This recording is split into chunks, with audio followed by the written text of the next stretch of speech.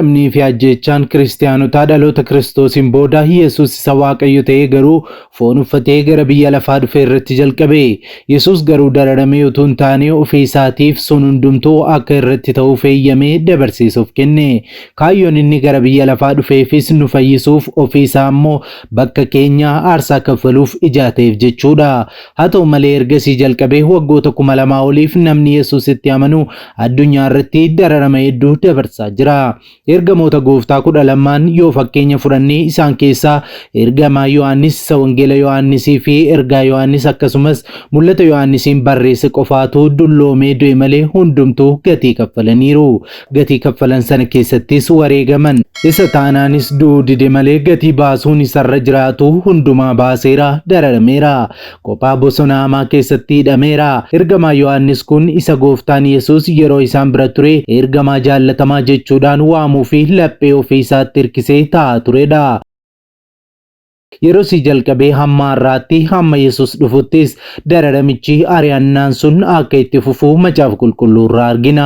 Isaan dabarsanii isin kennuudhaaf yommuu isin geessan isa dubbachuuf jirtaniif dura hin yaadda'inaa.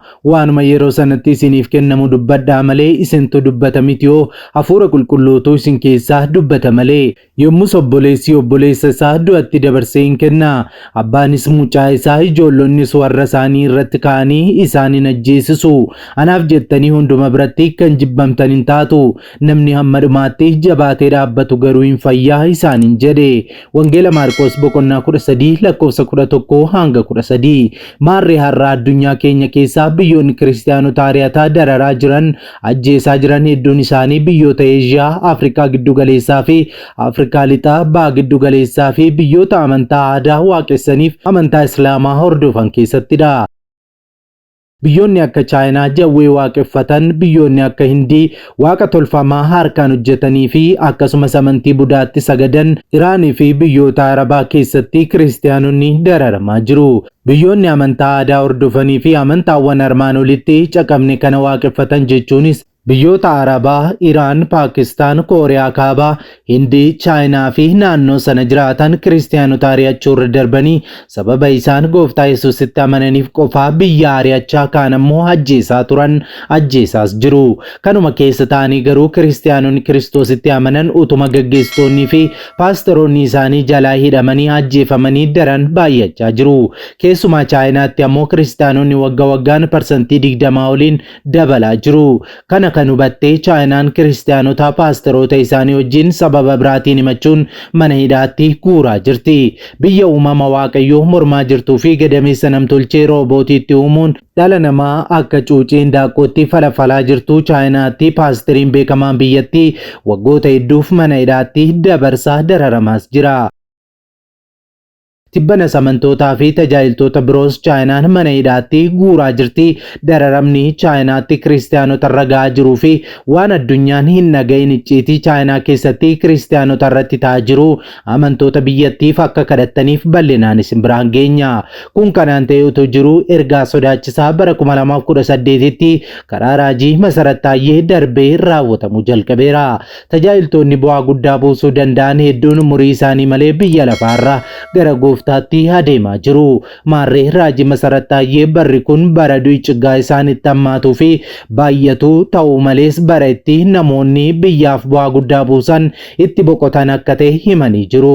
Raafamaa fi duguuggaa saba bal'aa Itoophiyaa kanarra gahaa jiru dabalatee raajummaa raajii Masarat kanaan dura dubbatan akka irratti kadhannuuf isin yaadachiifnaan waliin tura.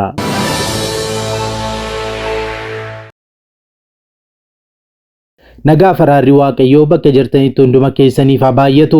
Akkam jirtu daawwattoota Kiristiyaan Miidiyaa. Odeessa wayitaawaa yeroo kanaaf isiniif qindeeffannee isin biraan ga'uuf qabannee dhiyaanneerra hamma xumura qophii keenyaatti nu wajjin turaan affeerraa keenya.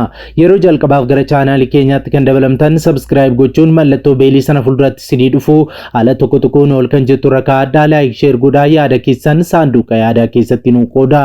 Kana akka gootaniin qophiileen karaa chaanaalii keenyaa yeroo hundumaa gadhiifaman hunduma dursa akka isin qaqqabaniif isin gargaara. Kallattiin gara qophii keenyaatti wal wajjin haa dabarru.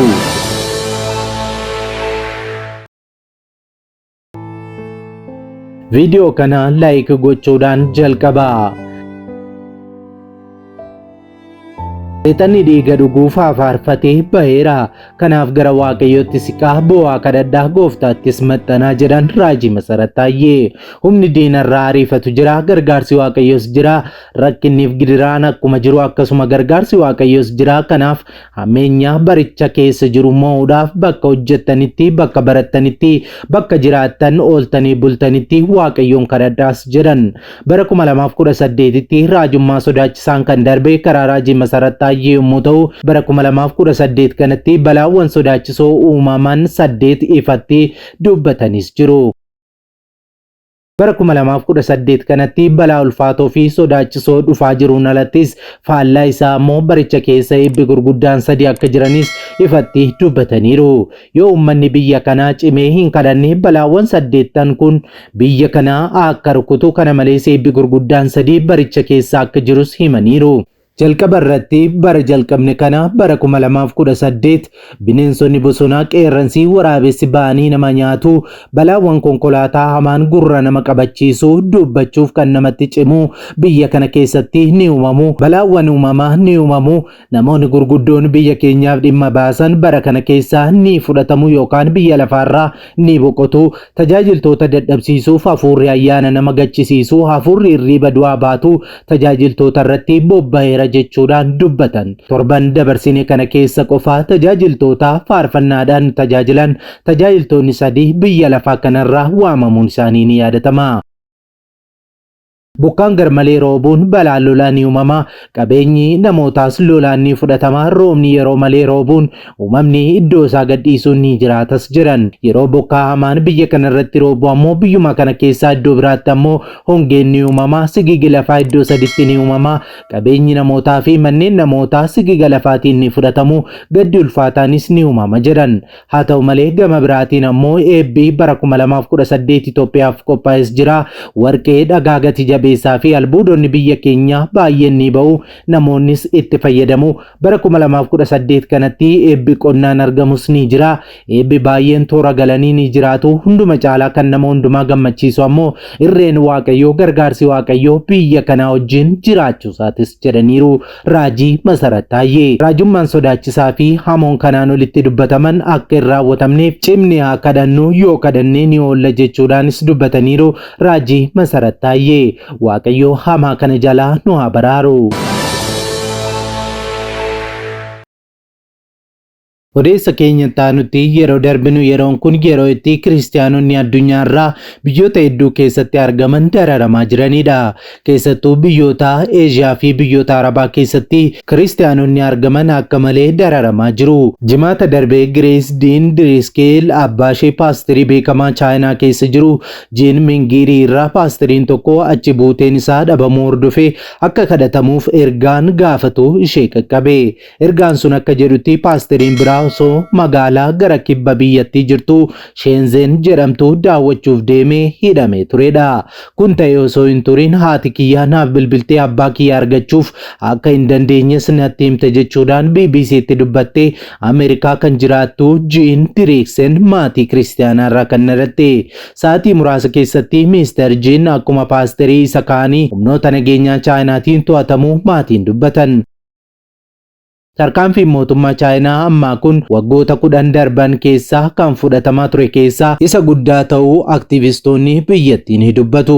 Torban darbe gara dhumaa qofaa kiristaanonni 30 ol waldaa kiristaanaa Tsiyoon paaster Jiin Mingiriin hoogganamtu waliin hariiroo qabdu jedhamuudhaan hidhamaniiru. Waldaan kiristaanaa Tsiyoon paaster Jiin Mingiriin hundeeffamte. Mootummaan Chaayinaa miseensa tokkummaa kiristaanotaa waaqeffannaa mana manatti gaggeeffachuun beekaman adamsanii to'annaa jala oolchuu eegaluun isaa ibsamaa jira.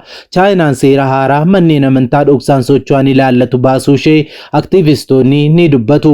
Kana hordofees ji'oota dhiyoo asitti miseensota waldaalee kiristaanaa kanneen irraa dhiibbaa guddaan gahaa jiraachuu beeksisaniiru. Chaayinaan paartii amantaa hin qabne kooministiitiin hoogganamtulleen lakkoofsa uummataa amantaa kiristaanaa hordofan guddaa qabdi. Akka lakkoofsa mootummaan dhiyeenya kana ifa godhee agarsiisutti biyyattii keessatti hordoftoonni amantaa Pirootestaantii miiliyoona 38 fi Kaatolikiin miiliyoona 6 ta'antu jiru.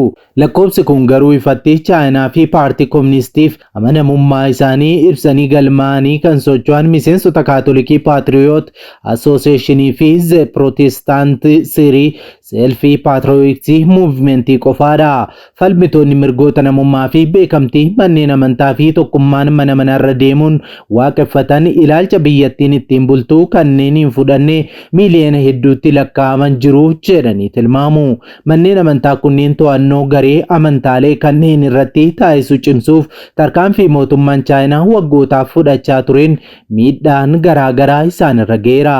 Isaan keessaa gamoowwan waldaa kiristaanaa hedduun diigamaniiru. Fannoon ija uummataa duraa akka dhukatus taasifameera. Kitaabonni amantii fi meeshaaleen biroo haalaan akka to'ataman yoo ta'u, appilikeeshiniiwwan kiristaanaa tokko tokkos Chaayinaa keessatti dhorkamaniiru.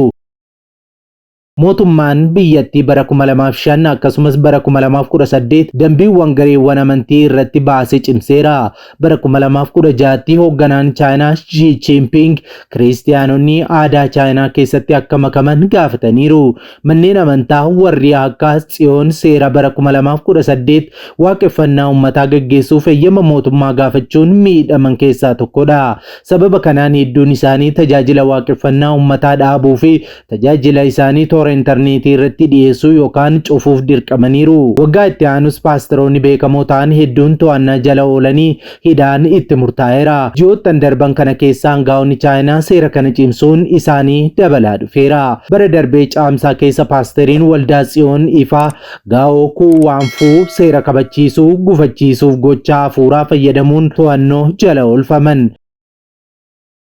Ji'a itti aanutti miseensonni waldaa Liinfeen Goolden Laampistaand jedhaman hedduun himannaa sobaa hannaatiin to'annaa jala oolanii hidhaan itti murtaa'eera. Falmitoonni mirgaa miidhamtoota kana himannaa sobaa jechuun kuffisaniiru. Ji'a fulbaanaa keessa aangaa'onni seeraa namoota gareewwan amantiif toora intarneetii irratti akka ba'an beeksaniiru. Dambichi tajaajilli waaqeffannaa onlaayinii gareewwan galmaa'anii fi eeyyama qaban qofaan gaggeeffamuu akka qabu tumameera. Namoonni hedduun kun sochiiwwan garee amantaa taasisan ukkaamsuuf yaaliin godhame ta'uu amanu. Ji'oota muraasan darban keessatti miseensonni waldaa kiristaanaa Tsiyoon poolisiin gaafatamaa turan jetti Jiin Direeksel Beejingii fi Shaangaay dabalatee magaalota biyyattii 10 keessatti dhaabbilee amantaa irratti sakatta'iinsa jimaataa fi sanbata jalqaban.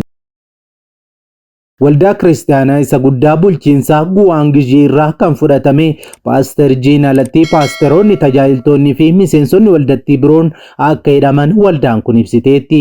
BBC'n ajaja hidhaa ofiisaa biiroo nageenya uummataa Behaayin Jiin irratti baasee kooppii isaa argateera.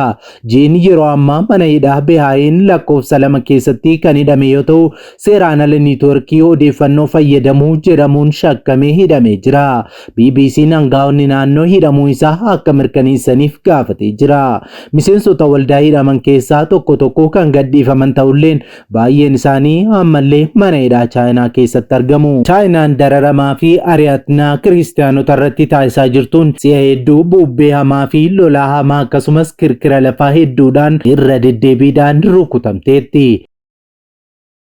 Dabalataan Chaayinaan waaqa tolfamaa jawwee yookaan daayinoosarasii dheeraa hojjechuudhaan isatti sagadu. Kan eegaa mallattoo deebi'ee dhufuu gooftaa keenya Yesuus Kiristoos Wangeela Maatiyos boqonnaa 24 jalatti caqafaman keessaa isa tokkodha kan nuyi jenneef. Egaa gooftaan keenya masiihin keenya deebi'een dhufa ammasitti qophoofne ibsa amantii keenya qabsiifannee kiristaanota akka keenya biyyoota garaagaraa keessatti dararamaa jiraniif waliin kadhataa walaa jajjabeessinu maaraan daawwattoota Kiristiyaan Miidiyaa odeessii wayitaawanii yeroo kanaaf siniif qindeeffannee kanneen hanga ammaatti daawwattanidha. Waan daawwattaniif ulfaadhaa jechaa qophii keenya walakkaatti kan nutti dabalamtan subscribe gochuun mallattoo beelii sana fuulduratti sinii dhufuu ala tokko tuquun ol kan jettu rakkaadhaa like share godhaa yaada keessan saanduqa yaadaa keessatti nuu qoodaa. Kana akka gootaniin qophiileen karaa chaanaalii keenya yeroo hundumaa gadhiifaman hunduma dursanii akka isin qaqqabaniif isin gargaara. Sa'aatutaan booda odeeffannoo fi qophii keenya gara birootiin hanga deebinee ol arginutti turtii gaarii isiniif haa ta'u nagaan tura.